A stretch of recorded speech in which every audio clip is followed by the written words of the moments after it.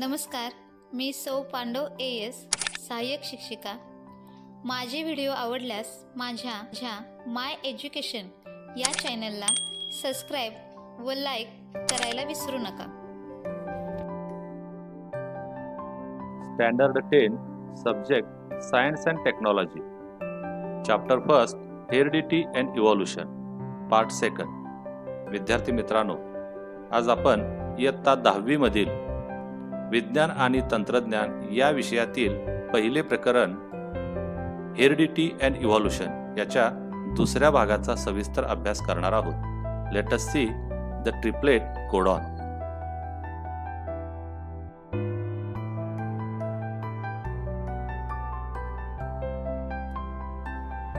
विद्यार्थी मित्रांनो, the mRNA formed in the nucleus comes in the cytoplasm. It brings in the coded message from the DNA. म्हणजे पेशी केंद्रकात तयार झालेला mRNA जो आहे तो पेशीद्रव्यामध्ये येतो आणि तो येत असताना DNA वरील सांकेतिक संदेश घेऊन येतो। The message contains the codes for amino acids. या संदेशामध्ये अमिनो आम्लाकरता संकेत असतात। The code for each amino acid consists of 3 nucleotides.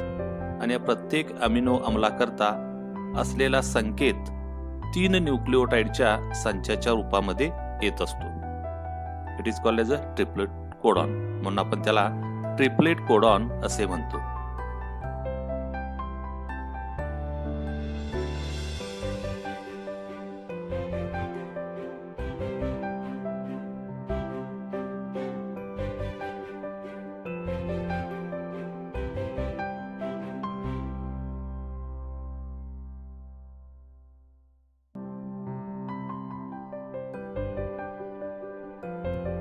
Dr. Hargobind Khurana, a scientist of Indian origin, has made an important contribution in discovery of triplet codons for 20 amino acids. भारतीय वंशाचे शास्त्रज्ञ doctor Hargovind Khurana यांनी 20 amino आम्लाकरता असलेले codon शोधून काढले आणि एक महत्त्वाची कामगिरी केली। म्हणून त्यांना for this work he has been awarded with the Nobel Prize in 1968 along with the 2 other scientists. म्हणून या कामासाठी त्यांना भारताने त्यांच्या बरोबरच्या 2 शास्त्रज्ञांसह 1968 मध्ये नोबेल पुरस्कार देऊन त्यांचा सन्मान केला।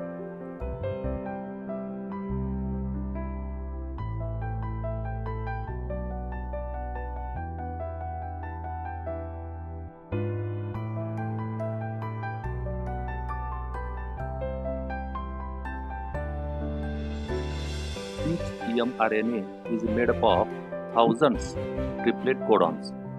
As per the message on mRNA, amino acids are supplied by the tRNA. म्हणजे प्रत्येक mRNA हा हजारो कोडॉनचा बनलेला असतो। त्यावरील संदेशानुसार प्रथिन तयार करण्यासाठी लागणारी अमिनो आम्ले पुरवण्याचे काम tRNA करतो। And for this purpose, tRNA has anticodon having complementary sequence to the codon on mRNA. This is called as a translation. त्याकरता mRNA वर जसा कोडॉन असतो त्याला पूरक क्रम असलेला अँटीकोडॉन tRNA वर असतो आणि या क्रियेलाच आपण भाषांतरण असे म्हणतो।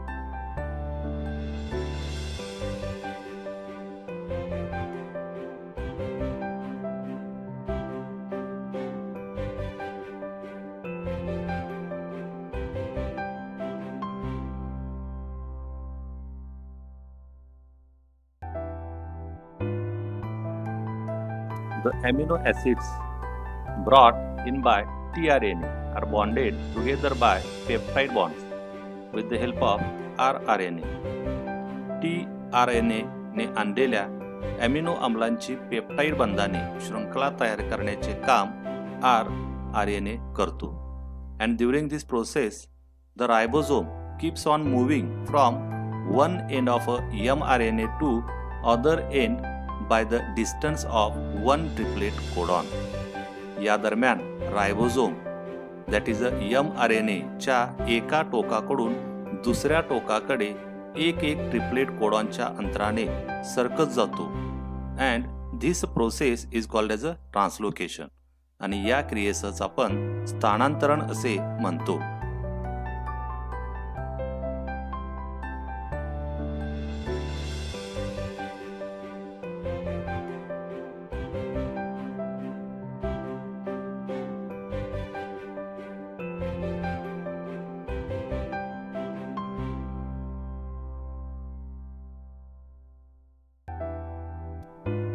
Next, mutation.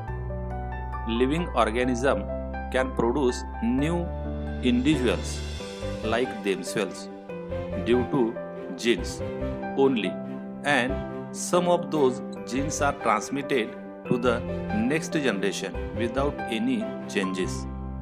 सजीवामधील जनुकामुळेच ते त्यांच्यासारखे सजीव निर्माण करतात व यातील काही जनुके जशीच्या तशी पुढच्या पिढीमध्ये संक्रमित केली जातात. And due to this some of the characters of parents are transmitted to their offspring आणि यामुळेच आईवडिलांचे काही गुणधर्म त्यांच्या अपत्यात ट्रान्समिट केले जातात. However, sometimes sudden changes occurs in those genes. Sometimes any nucleotide of the gene changes its position that causes a minor change which is nothing but the mutation. परंतु काही वेळा या जनुकामध्ये अचानक बदल घडून येतात. जनुकातील एखादी न्यूक्लिओटाइड अचानक आपली जागा बदलते. It changes its location and यामुळे जो लहानसा बदल घडून येतो तो बदल म्हणजे उत्परिवर्तन की ज्याला आपण म्युटेशन असे म्हणतो.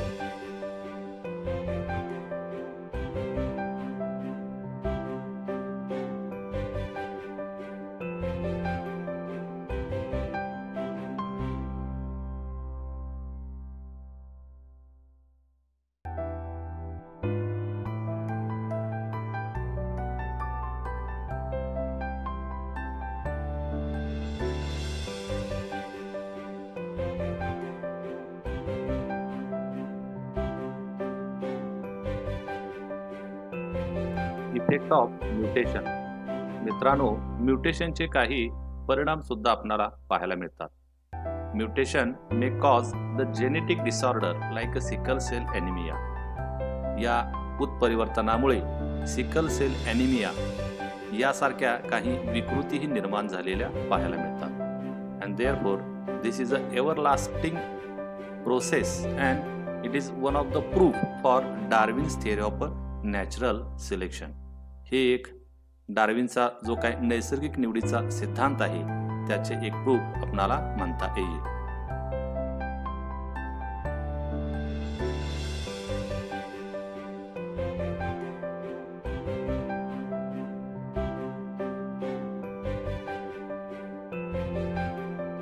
Let us see evolution. उत्क्रांती. Evolution is the gradual change occurring in living organisms over a long duration. उत्क्रांती म्हणजे सजीवामध्ये अत्यंत सावकाश होणारा क्रमिक बदल होय. This is a very slow going process through which development of organism is achieved. ही प्रक्रिया अत्यंत सावकाश व संत गतीने चालते व यामध्ये जीवांचा विकास होत असतो. All the stages formation of a new species due to changes in a specific characters of several generations of living organisms as a response to natural selection and that is called as a evolution.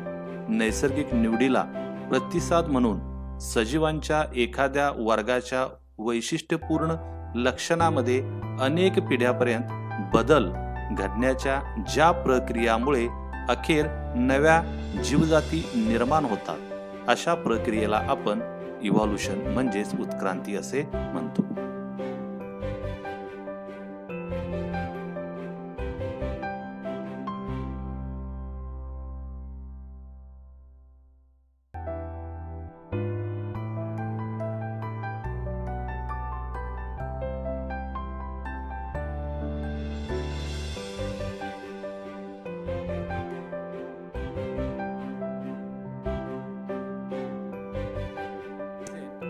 crores of species of plants and animals with a huge diversity regarding shape and complexity are present on the earth.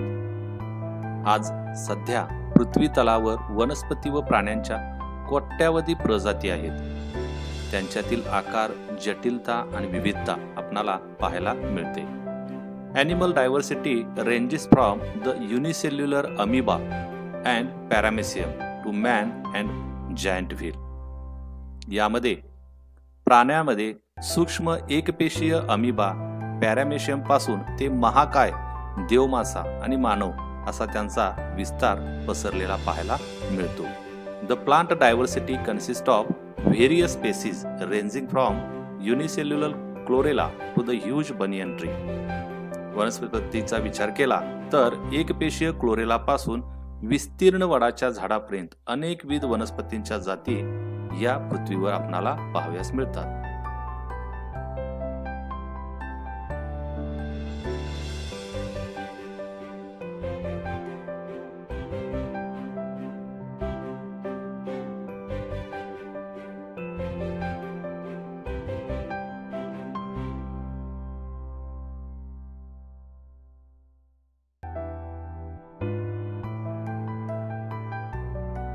The life exists on Earth everywhere, from equator to both the poles.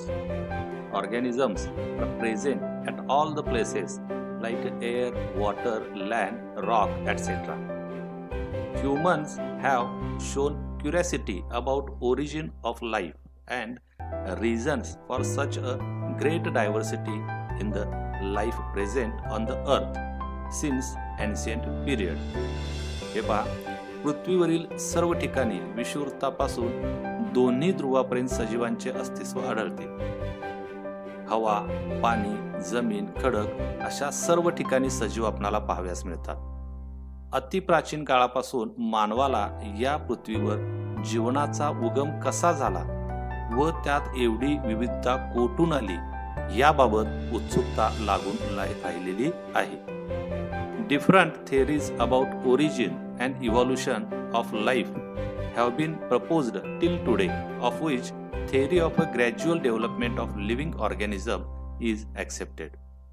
सजीवांचा उगम व विकास याविषयीच्या विविध उपपत्ती आजवर मानल्या गेल्या. यापैकी सजीवांची उत्क्रांती, that is the gradual development of living organism, यालाच आपण सजीवांचा क्रमविकास असे म्हणतो. हा सिद्धांत सर्वांना सर्वमान्य आहे.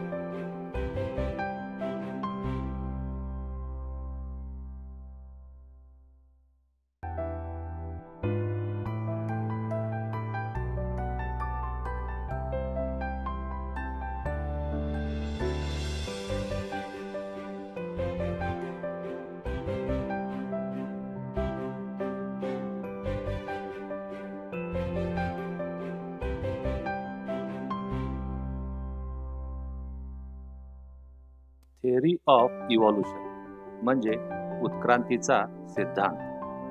According to this theory, first living material, that is the protoplasm, has been formed in ocean. In due course of time, unicellular organism was formed. Gradually changes occurred in the unicellular organisms, from which larger and more complex organisms were formed. All those changes were slow and gradual. Duration of all these changes is at most 300 crore years. म्हणजेच या उत्क्रांतीच्या सिद्धांतानुसार पहिला सजीव पदार्थ म्हणजेच आपण ज्याला जीवद्रव्य म्हणतो तो पृथ्वीवर समुद्रात निर्माण झाला. काळाच्या ओघात हजारो वर्षानंतर यापासून एकपेशीय सजीवाची निर्मिती झाली. या एकपेशीय सजीवात क्रमाक्रमाने बदल घडून आले व त्यापासून अधिक मोठे व अधिक जटिल कॉम्प्लेक्स सजीव त्या ठिकाणी विकसित झाले. हे सर्व बदल हळूहळू आणि क्रमाक्रमाने होत राहिले आणि या विकासाचा कायापालट होण्यासाठी जवळपास 300 कोटी वर्षांचा कालावधी लागला. Changes and development in living organism had been all round and multi-dimensional, and this led to evolution of different types of organism. Hence, this overall process is called as a evolution, which is a organizational. आता पहा, सजीवातील बदल व विकास हा सर्वव्यापी व सर्व अंगानी होत गेला व त्यातून अनेक प्रकारचे सजीव अस्तित्वात आले. यामुळे या सर्व प्रक्रियेला क्रमविकास अथवा उत्क्रांती असे म्हटले जाते, जी संघटनात्मक उत्क्रांती आहे. भिन्न रचना व कार्य असलेल्या पूर्वजापासून वनस्पती व प्राण्यांचा प्रागतिक विकास म्हणजेच उत्क्रांती झाली असे आपण म्हणतो.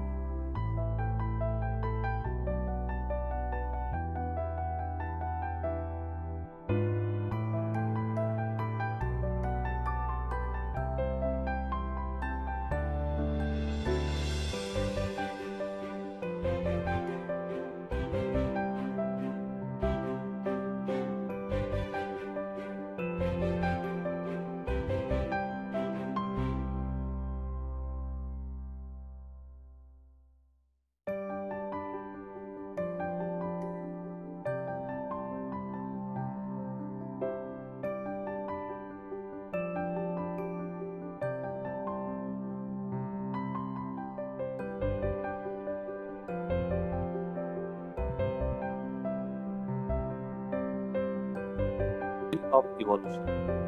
Progressive development of plants and animals from the ancestor having different structural and functional organization is called evolution. म्हणजे भिन्न रचना व कार्य असलेल्या पूर्वजांच्या पासून वनस्पती व प्राण्यांचा प्रागतिक विकास झालेला आहे. याला आपण उत्क्रांती असे म्हणू शकतो.